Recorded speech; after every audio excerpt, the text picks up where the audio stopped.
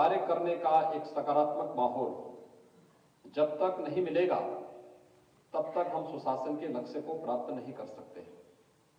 और मुझे प्रसन्नता है कि पिछले 5 वर्ष के दौरान हम लोगों ने इस पूरी प्रक्रिया में आमूलचूल परिवर्तन करते हुए उत्तर प्रदेश लोक सेवा आयोग हो, उत्तर प्रदेश अधीनस्थ सेवा चयन आयोग हो, उत्तर प्रदेश उच्चतर शिक्षा चयन आयोग, उत्तर प्रदेश माध्यमिक शिक्षा चयन आयोग, बेसिक शिक्षा भर्ती बोर्ड, पुलिस भर्ती बोर्ड या अन्य विभिन्न प्रकार की नियुक्ति से जुड़ी हुई उन सभी प्रक्रियाओं को पूरी पारदर्शी और ईमानदारी के साथ प्रदेश के अंदर चयन की प्रक्रिया को आगे बढ़ाया।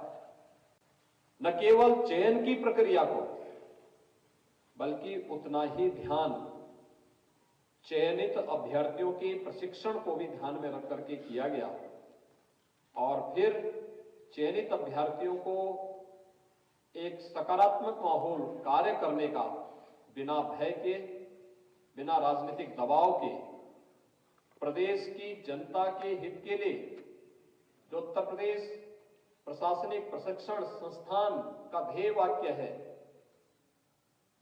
और वह ध्येय वाक्य कि कामये दुख तप्तानाम प्राणी नामार्थ नाशनम के इस भाव के साथ हर व्यक्ति कार्य कर सके, उस प्रकार का एक वातावरण जो दिया गया, आज उसका परिणाम हम सबके सामने है।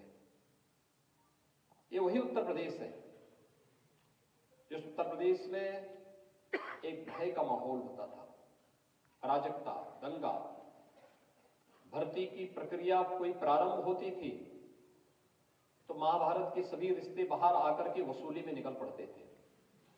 मुझे याद है 2014-15 में आज हम यहां पर उप जिलाधिकारी के 58 अभ्यर्थियों को नियुक्ति पत्र प्रदान कर रहे हैं और उस समय 86 एसडीएम की नियुक्ति निकली थी। मेरे पास एक सज्जन आए थे, मैंने उनसे पूछा, मैंने कहा लड़का क्या कर रहा है? उन्होंने कहा मेरा लड़के का इस बार एसडीएम में चयन हो जाएगा। मैंने कहा क्या आपका लड़का इतना योग्य है? उन्होंने कहा योग्य नहीं, मैंने 62 लाख रुपए दे दिए हैं। मैंने कहा 62 लाख रुपए में तो दहेज से तो कुछ काम लड़की की शादी लोग करते थे, मैं सुनता था, लेकिन दहेज देकर के नौकरी मिलती हो ये पहली बार मैं सुन रहा हूं। मैंने कहा पैसा किसको आप दिए हैं? कहा साहब लोक सेवा आयोग में सब चल रहा है। और उस समय 42 से लेकर के 62 लाख रुपए, 60 लाख रुपए, 65 लाख रुपए देकर के एसडीएम की नियुक्ति की प्रक्रिया चल रही थी। सीबीआई की इंक्वायरी जिसके भी चल रही है। कितना बदनाम हुआ था उत्तर प्रदेश लोक सेवा आयोग, और कौन सा आयोग ऐसा था उत्तर प्रदेश के अंदर जो बदनाम न हुआ उस काल में? योग्यता को अनादर होता था या जो योग्य थे भी उनसे भी नियुक्ति के नाम पर पैसा लिया जाता था। ये केवल लोक सेवा आयोग ही नहीं था, उत्तर प्रदेश पुलिस में भी ऐसे होता था, अधीनस्थ सेवा चयन आयोग में भी ऐसे होता था और नियुक्ति में भी पैसा चलता था, यानी चयन की प्रक्रिया में भी। और फिर जब ट्रांसफर पोस्टिंग उत्तर प्रदेश के अंदर ऐसे होता था जैसे ताश के पत्ते फेंटे जा रहे हो, हर नियुक्ति में पैसा लिया जाता था। आज मैं इस बात को कह सकता हूं, हमें इसके लिए बहुत सख्ती के साथ कदम उठाने पड़े, बहुत सारे लोगों को नाराज भी करना पड़ा, लेकिन अगर हमें रिजल्ट देना है तो कुछ लोगों की नाराजगी की परवाह के बगैर उत्तर प्रदेश की 25 करोड़ जनता के हित में जो होगा, हमने वह कदम उठाया है। और जब 5 वर्ष का कार्यकाल सरकार का पूरा हो रहा है, मुझे प्रसन्नता है कि हमने पूरी ईमानदारी के साथ, पूरी प्रतिबद्धता के साथ, जिस संकल्प के साथ हम लोग आए थे, उस संकल्प के साथ सुशासन के उन लक्ष्यों को प्राप्त करने के लिए जो कदम दर कदम बढ़ाए हैं, आज उसके परिणाम उत्तर प्रदेश के अंदर चल रही गतिविधियां और देश और दुनिया के अंदर उत्तर प्रदेश के अंदर बदली हुई धारणाओं के माध्यम से हम देख और समझ सकते हैं। उत्तर प्रदेश आबादी के अनुसार सबसे बड़ा राज्य था, लेकिन इकोनॉमी की बात जब होती थी उत्तर प्रदेश 6ठे नंबर की इकोनॉमी पिछले 5 वर्ष के दौरान ईमानदारी से कहें तो उत्तर प्रदेश में हम लोगों को 3.25 वर्ष ही काम करने का मौका मिला। पिछले 1.5-2 वर्ष से तो कोरोना जिस तरीके से पूरी व्यवस्था को बाधित किया हुआ, दुनिया की बड़ी बड़ी ताकतें उसके सामने पस्त हो गई। लेकिन इन 3-3.5 वर्षों के साथ साथ कोरोना कालखंड के अंदर भी जो कार्य किया गया, आज परिणाम है उत्तर प्रदेश देश की नंबर 2 की अर्थव्यवस्था बनने की ओर अग्रसर है। यही उत्तर प्रदेश था। कोई निवेशक नहीं आना चाहता था क्योंकि सबको भय था, पूंजी भी डूबेगी और स्वयं की सुरक्षा भी खतरे में पड़ेगी। आज उत्तर प्रदेश की कानून व्यवस्था देश के अंदर एक नजीर बनी हुई है। हर व्यक्ति बोलता उत्तर प्रदेश में कोई दंगा नहीं हो रहा है, उत्तर प्रदेश में कोई अराजकता नहीं है, उत्तर प्रदेश में जो बड़े बड़े माफिया सत्ता का संचालन करते थे आज ये सभी मारे मारे फिर रहे हैं। आखिर ऐसा क्या हो गया उत्तर प्रदेश में?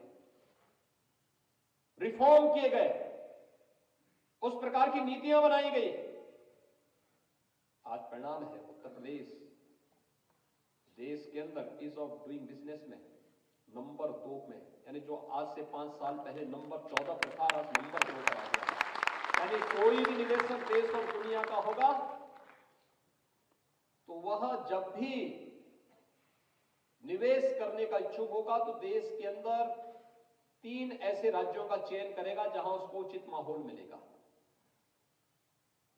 सुरक्षा का बेहतर वातावरण मिलेगा, भ्रष्टाचार मुक्त व्यवस्था मिलेगी, वहां वह निवेश करेगा। ये निवेश केवल निवेश नहीं होता है, ये विकास के साथ जुड़ता है, ये रोजगार के साथ जुड़ता है, इकोनॉमी को एक नया बूम देता है, अर्थव्यवस्था तेजी के साथ अग्रसर होती है, आगे बढ़ती है, नए नए अवसर आगे बढ़ते हैं। आज उत्तर प्रदेश के अंदर देश और दुनिया का कोई भी निवेशक की पहली पसंद में से होता है तो टॉप 3 राज्य अगर चयन की प्रक्रिया में होते हैं तो उत्तर प्रदेश उसमें से एक होता है। ये उत्तर प्रदेश की उपलब्धियां हैं जो पिछले 5 वर्ष के अंदर यहां पर की गई। यहां की प्रति व्यक्ति आय में हुई दुगनी वृद्धि, प्रदेश के अंदर ईज ऑफ लिविंग को बेहतर बनाने और भारत सरकार के द्वारा दिए गए पैरामीटर पर जो भारत सरकार की विभिन्न योजनाएं हैं, उत्तर प्रदेश पहले कहां था? किसी भी योजना में, पीएम स्टैंड अप की योजना में, पीएम स्टार्टअप की योजना में, प्रधानमंत्री जीवन सुरक्षा योजना में, प्रधानमंत्री मुद्रा योजना में, प्रधानमंत्री आवास योजना में, प्रधानमंत्री स्वच्छ भारत मिशन में, प्रधानमंत्री आयुष्मान भारत में, प्रधानमंत्री सौभाग्य योजना में, प्रधानमंत्री उज्ज्वला योजना में, ये कोई भी योजना में उत्तर प्रदेश का स्थान 15 के बाद लगता था। 15, 20, 25, 30, 35 और कुछ मत ऐसा होता था तो नंबर सबसे पीछे नंबर पर उत्तर प्रदेश होता था। लोग हंसते थे, कहते थे देश के विकास में बाधक है ये उत्तर प्रदेश। उत्तर प्रदेश की नौकरशाही को लोग देखना नहीं पसंद करते थे। एक समय ऐसा भी आ गया था और ऐसा भी समय आ गया था उत्तर प्रदेश का नौजवान कहीं बाहर जाता था, उत्तर प्रदेश के बाहर, तो उसके सामने पहचान का संकट होता था। कुछ जिले तो ऐसे हो गए थे कि वे लोग होटल में जाते थे, होटल में नाम जनपद का लोग सुनते थे, कहते भैया आपके लिए कमरा नहीं है। ये उत्तर प्रदेश की स्थिति थी। लेकिन आज उत्तर प्रदेश ने उन धारणाओं को बदला है।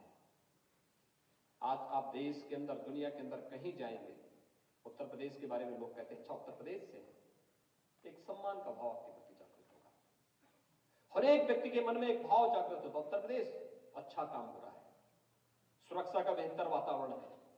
बहुत सारे मामलों में उत्तर प्रदेश जो करता है अन्य राज्य उसका अनुसरण करने के लिए मजबूर होते हैं। जो पॉलिसी हम यहां लखनऊ में बैठ के तय करते हैं, तमाम राज्य उसके लिए हमें मांगते हैं कि इसकी कॉपी हमें भी दे दीजिए, हम भी इसको लागू करना चाहते हैं। जो कार्य हम लोगों ने यहां पर जो कदम उठाए हैं उस दिशा में ये टीम वर्क है।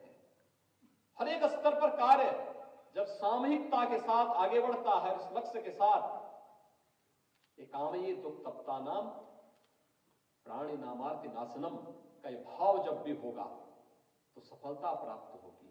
और इस भाव के साथ जो कार्य किया गया आज उसका परिणाम हम सबके सामने है। मैं नियुक्ति पत्र वितरण में मेरी रुचि इसलिए भी हुई क्योंकि यही टीम है जो उत्तर प्रदेश को देश के हर एक क्षेत्र में नंबर 1 का राज्य बनाने में योगदान दे सकता है। उसकी बैकबोन है आप, उसकी रीढ़ है। अगर रीढ़ की हड्डी कमजोर हो जाए, टेढ़ी मेढ़ी हो जाए, तो व्यवस्था तो तब पैरालाइज होनी है। देखते होंगे ना, रीढ़ की हड्डी में कहीं चोट लग जाए, कोई दुर्घटना का शिकार हो जाए, तो व्यक्ति जीवन भर बेड पर लेटा रहता है। और पिछली सरकारों ने तो इस प्रदेश को बेड पे ही लिटा दिया था, एकदम आईसीयू में भेज दिया था। उसको उठाया गया है, जीवंत बनाया गया है। आज दौड़ता हुआ उत्तर प्रदेश केंद्र सरकार की 100 से अधिक योजनाओं में अगर आप देखेंगे 50 ऐसी योजनाएं जिसमें उत्तर प्रदेश नंबर 1 की दौड़ पर सबसे आगे चलता है। और बहुत सारी योजनाएं तो ऐसी हैं जहां पर उत्तर प्रदेश की दौड़ इतनी ज्यादा है कि देश के 22 राज्यों को जहां मिलाते हैं तब वह उत्तर प्रदेश के आधे तक पहुंच पाते हैं। ये स्पीड है, लेकिन इसके लिए कार्य करना पड़ता है, मेहनत करनी पड़ती है, टीम वर्क से आगे बढ़ना पड़ता है। हर एक क्षेत्र में ये व्यापक परिवर्तन हुए हैं। और मेरी रुचि इसी बात को लेकर के थी कि मैं ये पूछ सकूं कि 11, 12, 13, 14, 15 में कौन नहीं जानता, यहां पे पुलिस की भर्ती होती थी, विवादित हो जाती थी, पैसा लिया जाता था। लेखपाल की भर्ती में पैसा लिया जाता था, एसडीएम की भर्ती में यानी लोक सेवा आयोग में पैसा लिया जाता था, अधीनस्थ सेवा चयन आयोग में पैसा लिया जाता था, माध्यमिक शिक्षा चयन आयोग, उच्चतर शिक्षा चयन आयोग, कौन से ऐसे आयोग और भर्ती बोर्ड थे जिसमें पैसे की लेन देन न होती हो रही हो 2017 के पहले। लेकिन 2017 के बाद एक भी प्रक्रिया में जहां कहीं भी हमें लगा कि परीक्षा की व्यवस्था में थोड़ी त्रुटि है, हम लोगों ने उसको स्थगित करके नए सिरे से, जहां लगा कि इस परीक्षा से जुड़े हुए लोग स्वयं संदिग्ध हैं, हमने उनको बहुत शालीनता के साथ वहां से हटाया। जहां लगा कि नहीं, बेईमानी और भ्रष्टाचार इनका जीन्स का हिस्सा है, वहां हमने उसको कहा कि चलो तुम जेल की यात्रा करो, चयन की प्रक्रिया दूसरी टीम करेगी। और उनको बहुत मजबूती के साथ, बहुत सख्ती के साथ जेल भेजने में भी कोई कोताही नहीं बरती। ये शक्ति, ये ईमानदारी, ये पारदर्शिता इसलिए जिससे सुशासन के लक्ष्य को प्राप्त करने में किसी प्रकार की बाधा न हो, किसी प्रकार की बाधा न हो। और हमने इसीलिए चरणबद्ध तरीके से इन कार्यक्रमों को आगे बढ़ाया। आज मुझे प्रसन्नता है, यहां पर उप जिलाधिकारी के 58, बेसिक शिक्षा अधिकारी के 34, डायट प्रवक्ता के 43, समीक्षा अधिकारी के 173,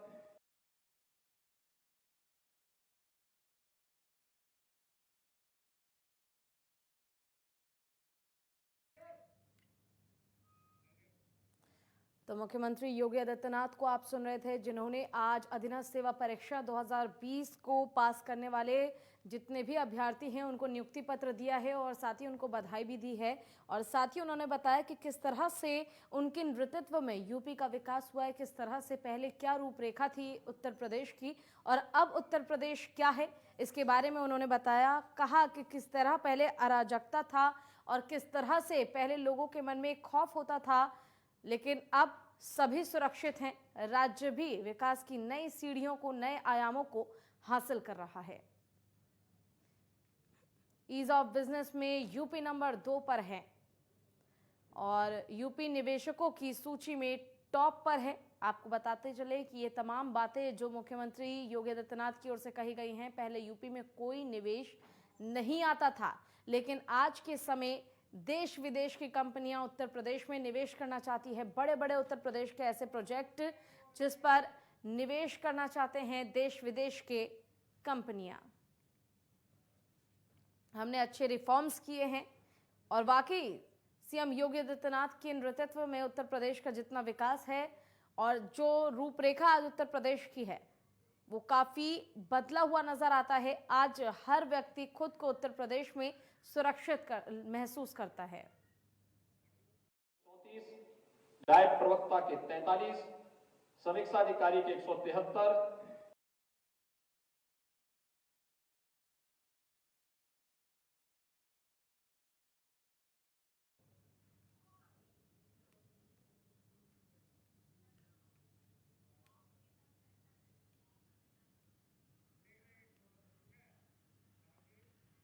और यारों कहीं छोटे से ब्रेक के लिए जल्द लौटेंगे।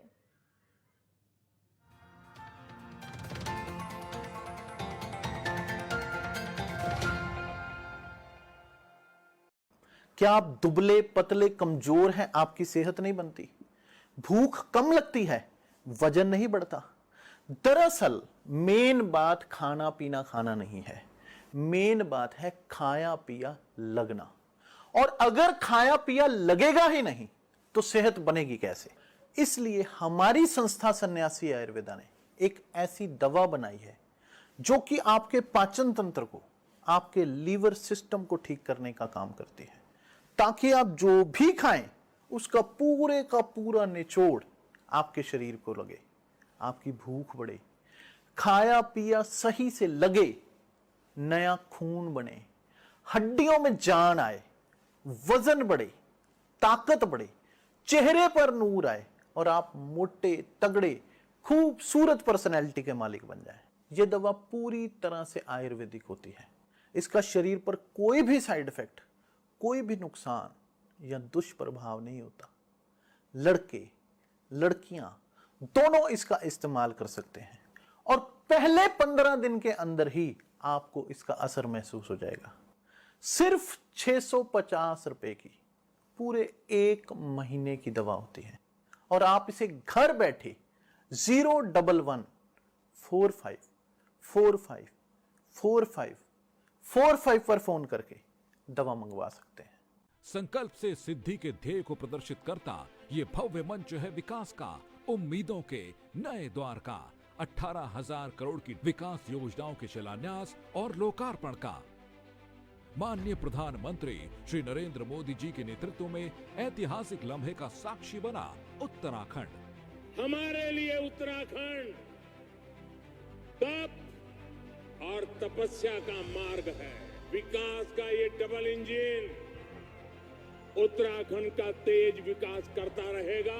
दिल्ली देहरादून इकोनॉमिक कॉरिडोर न सिर्फ लोगों का सफर बेहद आसान और सुरक्षित करेगा, बल्कि इस महायोजना के साकार होने से उत्तराखंड की आर्थिक गतिविधियों को भी प्रोत्साहन मिलेगा।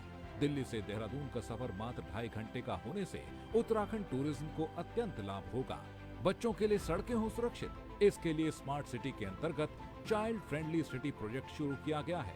युवाओं को गुणवत्तापूर्ण शिक्षा और मरीजों को बेहतर चिकित्सा सुविधा देने के लिए हरिद्वार में आधुनिक मेडिकल कॉलेज की आधारशिला ने राज्य में रोजगार और खुशहाली की उम्मीदों को नई उड़ान दी है। लैंडस्लाइड की चुनौती का स्थायी समाधान आज पर्यटकों की सुगम सुरक्षित यात्रा के लिए ऑल वेदर रोड परियोजना में सड़कों का निर्माण उत्तराखंड के लिए किसी वरदान से कम नहीं है। हमारा लक्ष्य है माननीय प्रधानमंत्री जी के निर्देशन में 2025 तक जब हम अपनी स्थापना के रजत जयंती वर्ष को मना रहे होंगे, तब तक उत्तराखंड देश का सर्वश्रेष्ठ राज्य बन जाए। प्रधानमंत्री श्री नरेंद्र मोदी जी के कुशल नेतृत्व और युवा सरकार के संकल्प से विकास के पथ पर निरंतर अग्रसर है देवभूमि उत्तराखंड। समृद्धि और तरक्की के नित नए आयाम स्थापित कर रहे पहाड़ी राज्य में आज विकास की गंगा बह रही है और निखर रहा है उत्तराखंड का स्वरूप। आत्मनिर्भर हो रहा भारत, आत्मनिर्भर बन रहा उत्तराखंड। देश में 50 से 80% लोगों को vitamin D, B12, calcium, iron, omega, vitamin C, zinc और प्रोटीन की डेफिशिएंसी से अर्थराइटिस, खून की कमी, लो इम्यूनिटी, कमजोरी, कैंसर, ऑटोइम्यून डिजीज, ब्रेन और नर्वस सिस्टम के खतरनाक डिसऑर्डर हो रहे। इन्हीं पोषक तत्वों की कमी को पूरा करने के लिए पतंजलि न्यूट्रिला ने तैयार किए हैं plant based natural organic nutraceuticals. Nutrela के प्राकृतिक पोषण से मिलेगी आपको रोगों से लड़ने की शक्ति व स्वास्थ्य। 2017 से पहले जो लड़के हैं गलती हो जाती है बोलकर छूट जाते थे। 2017 के बाद उन अपराधियों पर होती है कार्रवाई। फर्क साफ है। 2017 से पहले मेरठ से दिल्ली पहुंचना था दूभर। 2017 के बाद दिल्ली बस 1 घंटे दूर। फर्क साफ है। 2017 से पहले कर्ज के बोझ तले दबा था किसान। 2017 के बाद कर्ज माफी से हुआ है खुशहाल। फर्क साफ है। 2017 से पहले भैंस ढूंढने वाली पुलिस 2017 के बाद अपराधियों को काबू करती है। फर्क साफ है। खुदी को आजमाया है, कोई अंदाज आया। तुम में भी मैं हूँ शुक्ला।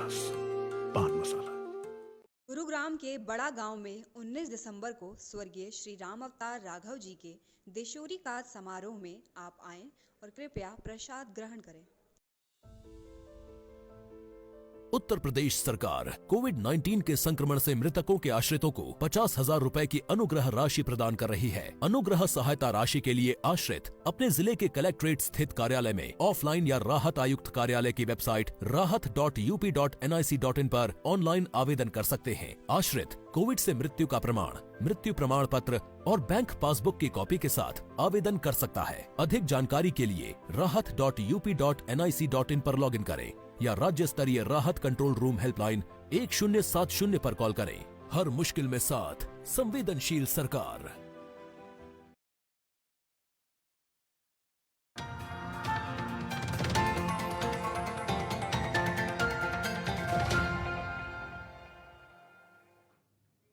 और एक बार आपको फिर से दिखाते हैं कि आखिर उत्तर प्रदेश के मुख्यमंत्री योगी आदित्यनाथ जो अभ्यर्थियों को नियुक्ति पत्र दे रहे हैं, इस दौरान आगे वो क्या। ये जो बाकी कार्यकाल था, इसमें 50 लाख बच्चे बेसिक शिक्षा परिषद के स्कूलों में बढ़े हैं।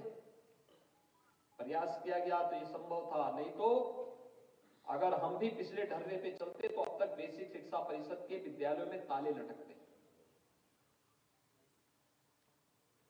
1,25,000 शिक्षकों का चयन हुआ। इस प्रक्रिया को, इसमें पारदर्शिता लाना बेसिक शिक्षा अधिकारियों का दायित्व बनता है। अच्छा प्रशिक्षण हो, डाइट प्रवक्ता इसके साथ जुड़ सकते हैं। अच्छा प्रशिक्षण जितना बेहतरीन होगा उतना और बेहतर होगा। ऐसे ही समीक्षा अधिकारियों का कार्य है।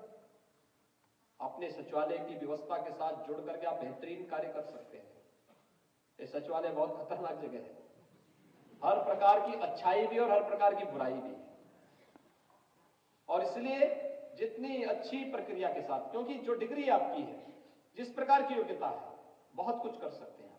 टेक्नोलॉजी के साथ जोड़ सकते हैं, पूरी व्यवस्था को बेहतरीन कर सकते हैं। हर एक क्षेत्र में आप युवा हैं, बहुत कुछ आपके पास करने के लिए सामर्थ्य है। देश और दुनिया में कहां क्या कुछ हो रहा है, इसको देख सकते हैं। सिंचाई विभाग आज कितना बेहतरीन तरीके से चल रहा है। अभी प्रधानमंत्री जी ने एक राष्ट्रीय परियोजना का लोकार्पण किया है, सरयू नहर राष्ट्रीय परियोजना का।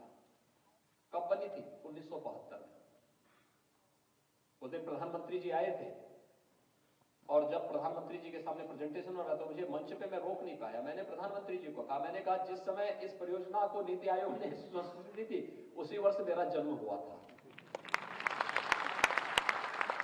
यानी 1972 में मेरा जन्म हुआ, और 1972 में वह परियोजना बनी थी, और बनते बनते थक सी गई थी। लोग छोड़ दिए थे। 100 करोड़ में योजना को पूरा होना था, नहीं, लोगों ने छोड़ दिया। 14 लाख हेक्टेयर भूमि को सिंचाई की सुविधा दे रही हो परियोजना आज। बहराइच से लेकर बहराइच, गोंडा, बलरामपुर, श्रावस्ती, सिद्धार्थनगर, बस्ती, संत कबीरनगर, महाराजगंज, गोरखपुर, इन 9 जनपदों को हमने उस योजना को समयबद्ध ढंग से आगे बढ़ा के पूरा किया। संवाद, अंतर विभागीय समन्वय, कोई एक योजना एक विभाग की नहीं होगी, सभी विभाग मिलकर के कार्य करेंगे, और उन कार्यों को वहां पे किया गया। गन्ना विभाग ने कितना बेहतरीन कार्य किया। कोरोना कालखंड में भी सभी चीनी मिलें चलाई गई। 119 चीनी मिलें लोग देख रहे थे। महाराष्ट्र के अंदर आधी चीनी मिलें बंद हो गई, और भी राज्यों में बंद हो गई। ब्राजील में चीनी मिलें सब बंद हो गई कोरोना के कारण। हमने कहा चीनी मिलें बंद नहीं करेंगे, कोरोना हेल्प डेस्क बनाएंगे, कोरोना केयर सेंटर बनाएंगे, वैक्सीन, वहां पे वैक्सीनेशन सेंटर खोलेंगे, टेस्टिंग की व्यवस्था रहेगी, इंफ्रारेड थर्मामीटर लेकर के हमारे लोग रहेंगे, पीपी किट पहन करके जांच कर लेंगे, लेकिन किसान को परेशान नहीं होने देंगे। चीनी मिलें चलाई गई, बेहतरीन तरीके से चल रही है, हर एक स्तर पर उसका प्रयास किया गया। इथेनॉल एक नई क्रांति ला रहा है। जो पैसा अब तक 8 लाख करोड़ रुपए भारत भेजता है पेट्रोल और डीजल के नाम पर दुनिया की खाड़ी के देशों में, अब ये डीजल हमारे चीनी मिले इथेनॉल प्लांट के माध्यम से ही उगलेंगी, और ये पैसा हमारे किसान भाइयों के खातों में जाएगा। खाड़ी के देशों में नहीं, अब हमारे किसान अन्नदाता किसानों के खाते में जाएगा। गन्ना विभाग ने जो कार्य इस दिशा में किया है, बेहतरीन कार्य किया है। इस पर और भी अच्छा योगदान आप किसानों की दृष्टि से कर सकते हैं। सभी विभाग की बहुत अच्छी भूमिका, अच्छा कार्य कर सकते हैं, पब्लिक की समस्या का समाधान करने में बहुत बड़ा योगदान दे सकते हैं। और इसलिए मेरा आप सबसे आग्रह होगा, देखिए नियुक्ति के समय कभी ये मत बोलिए कि जिला बुरा है या खराब है। एक नया अनुभव, हर एक नियुक्ति, हर एक जगह और हर एक पद एक नया अवसर देखता है सीखने का, जानने का और आपकी ऊर्जा से उसमें व्यापक परिवर्तन लाने का। मैं देखता हूं बहुत सारे जनपदों में हमारा जब अच्छा अधिकारी चला जाता है तो उस जनपद के बारे में जो धारणा होती है उसको लोग बदल देते हैं अधिकारियों के माध्यम से, और बहुत सारे जनपद अच्छे माने जाते हैं, लेकिन बुरा व्यक्ति चला जाता है तो वह अपनी बुराई भी लेकर के वहां से आता है और उस जनपद को भी बुरा कर जाता है। फिर हमें सुधारने में कुछ समय लगता है।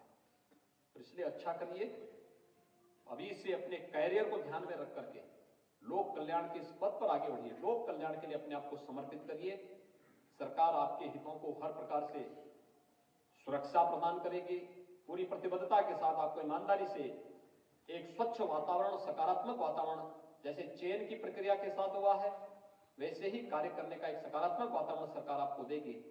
आप सभी पूरी ईमानदारी के साथ उत्तर प्रदेश को देश के नंबर 1 राज्य के रूप में स्थापित करने के इस पूरे अभियान का हिस्सा बनिए। इसके लिए मैं आप सबका अभिनंदन करता हूं। सभी चयनित अभ्यर्थियों का मैं इस अवसर पर हृदय से स्वागत करता हूं।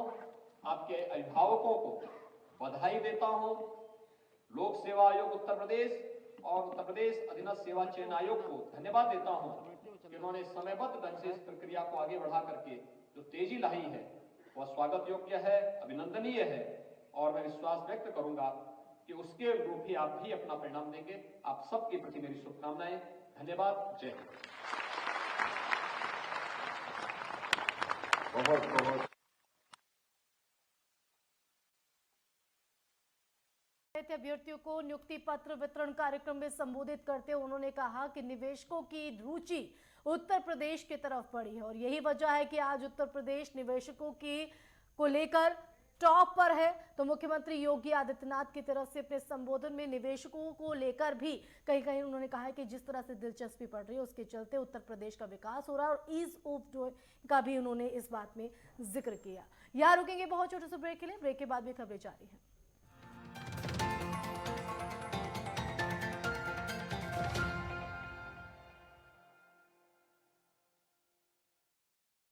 सूबे दे लखां परिवारां खास करके समाज दे कमजोर वर्गां नूं वड्डी राहत दिंदियां मुख्य मंत्री